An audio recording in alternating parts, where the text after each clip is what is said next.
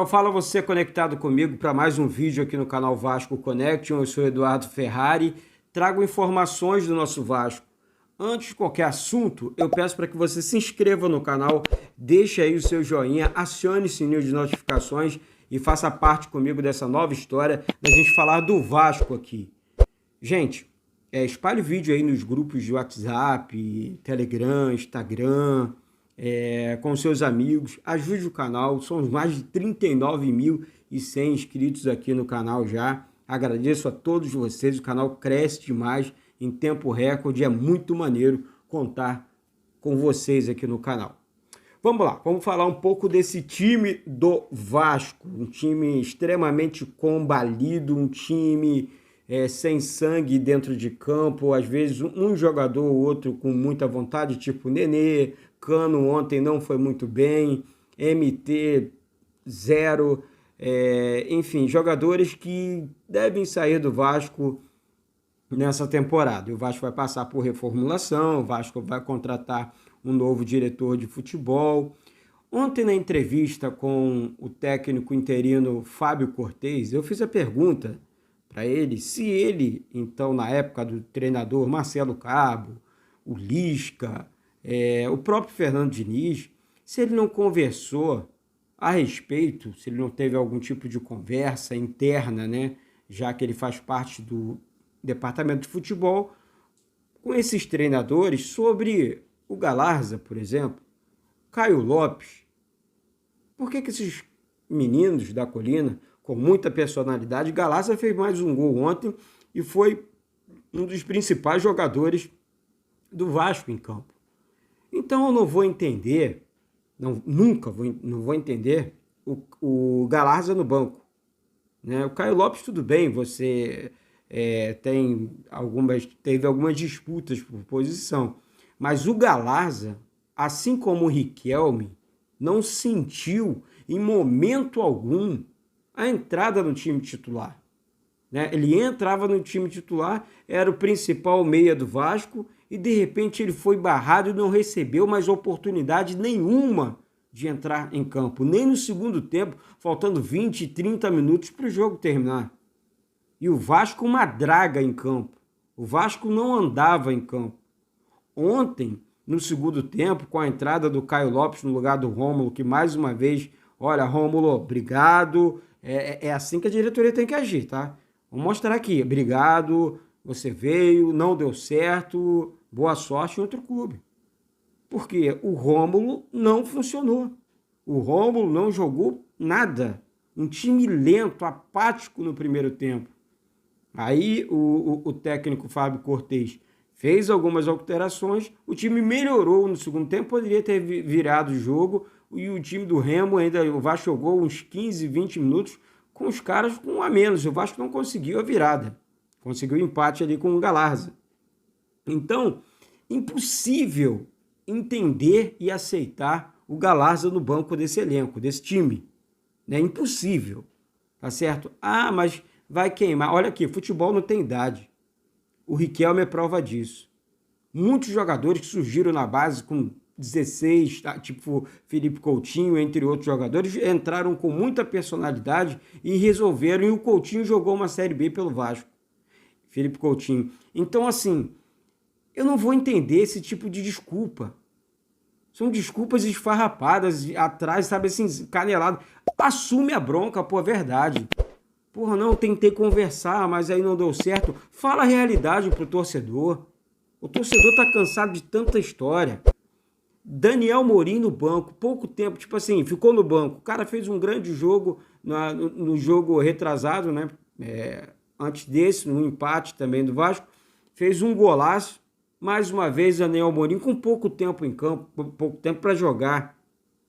Daí você não entende, o Cano não estava bem em campo, tira um, coloca outro.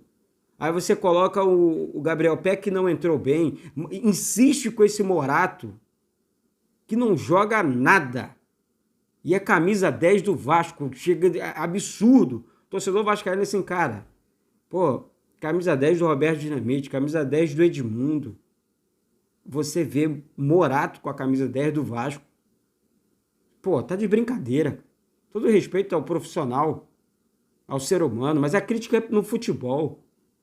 Pô, o Vasco, o Alexandre Pássaro, na época, esperou um mês o Morato, para o Morato se recuperar no RB Bragantino, para trazer esse cara para o Vasco. E tá aí essa draga aí.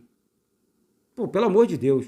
E, assim, se o Vasco quiser ter um 2022 melhor, repito aqui, planejamento com uma pessoa séria no futebol, e eu torço muito. O Vasco tinha que doar a alma, os dirigentes tinham que doar a alma para trazer o Alexandre Matos para dentro do clube.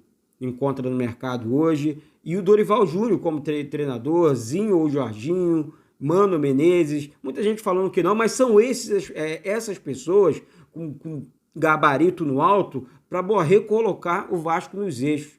Pessoas de vestiário, pessoas com moral dentro do vestiário. Não adianta, repito, não tragam aventureiros para dentro do Vasco. O torcedor não aguenta mais isso. Tá? O torcedor já não suporta mais. As pessoas falam, poxa, o vídeo às vezes é meio repetitivo, mas tem que ser, torcedor. Tem que bater um pouquinho.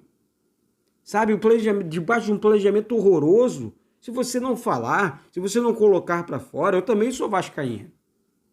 Sabe, eu tenho que colocar as notícias, sim, mas eu tenho que falar, também expressar um pouco da minha vascainidade, do meu sentimento, do meu amor pelo clube. Né? Porque é difícil para todo mundo, todos nós amamos a instituição, independente de qualquer coisa, de opiniões, né?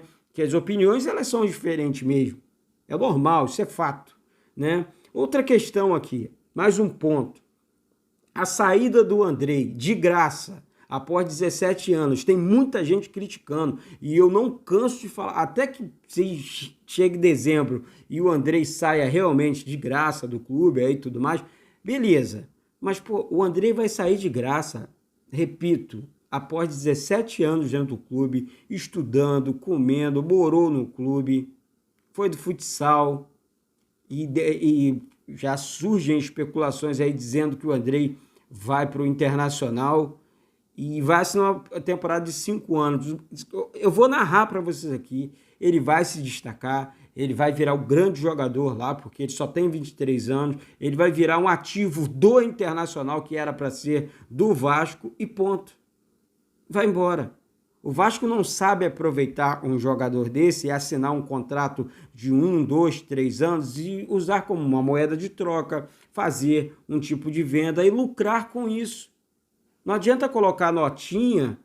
Ah, não, até então os jogadores são do Vasco, tem contrato com o Vasco. Até dezembro. Já podem assinar um pré-contrato, por exemplo, ele, o Cano, que são aí, o Cano, um dos principais jogadores do Vasco. Então, assim, para de lorota. Vamos parar de notinha pequena, lorota, que o torcedor não cai mais nisso. O torcedor está cansado disso. Tá certo? Estão raciocinando assim, estão entendendo? Você entende torcedor? É melhor falar assim diretamente com o torcedor. Porque é complicado, está complicado entender a questão administrativa do Vasco. Tá tudo errado, tem que mudar tudo. Não adianta fazer silêncio. Venha público falar. Responda a pergunta dos jornalistas. Responda, porque é mais fácil, mais bonito e a hombridade, ó, vai lá no alto. Vai na minha. Então, são essas as colocações aqui nesse segundo vídeo. Tem jogo do Sub-17, nós vamos transmitir aqui também. Espero você na transmissão, é contra o Flamengo. Vai ser um jogo complicado, um jogo difícil, e contra o Flamengo não tem essa de sub-6, sub-10, sub-17, sub-20 profissional, é sempre um clássico fora a parte, né? Vale muito, e eu torço, eu bato na mesa, independente da categoria. Eu sou Vasco, eu amo a instituição, essa instituição é nossa, tá? E nós temos que cuidar da nossa instituição, tá certo? Então se inscreve aí no canal, deixe o seu joinha, participe comigo aqui das transmissões, dos vídeos diários. Mais uma vez, dá uma moral no vídeo aí, gente. Não custa nada se inscrever, é de graça. Se não gostar do trabalho, aí depois vai lá, se desinscreve, né? Tira a inscrição lá e tal. Mas Se inscreve aí, ajude o canal a continuar crescendo aí, expulsa para todo mundo aí. Vamos juntos, viemos de baixo, juntos, né? Viemos de baixo e estamos construindo ainda uma história para falar do Vasco, beleza? Sou Eduardo Ferrari, deixo mais um vídeo aqui, beijo no coração de todos e saudações vascaínas.